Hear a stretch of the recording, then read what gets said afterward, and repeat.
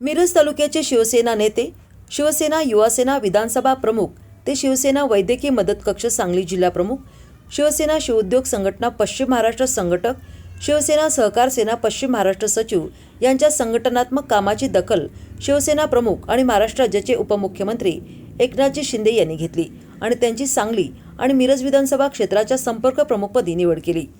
महादेव उर्फ निशित सावंत यांनी आजपर्यंत मिरज तालुक्यामध्ये शिवसेनेचे संघटन वाढीसाठी प्रयत्न केले आहेत। शिवसेनेचे आणि नामदार एकनाथरावजी शिंदे साहेबांचे जनहिताचे आणि सर्वांगीण विकासाचे जनताभिमुख निर्णय घराघरांपर्यंत पोहोचवण्यासाठी त्यांनी परिश्रम घेतले आहेत। मिरज तालुका युवासेना प्रमुख आणि सहकार सेनेच्या माध्यमातून संघटना बळकट करण्यासाठी खासदार श्रीकांत शिंदे, नामदार आनंदरावजी अडसूळ, नामदार शंभूराज देसाई आणि नामदार राजेश क्षीरसागर यांच्या मार्गदर्शनाखाली सातत्याने काम केले आहे।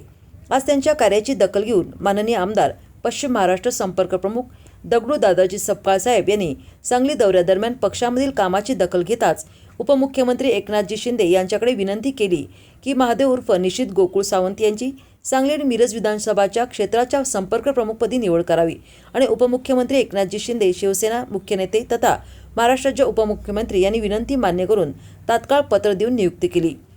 नामदार एकनाथरावजी शिंदे आणि शिवसेना मुख्य नेते महाराष्ट्राचे उपमुख्यमंत्री यांनी दिलेली जबाबदारी नेटाने पार पाडू आणि शिवसेनेचे संघटन दखलपात्र करून दाखवू असा विश्वास महादेव उर्फ निशित गोकुळ सावंत यांनी व्यक्त केला।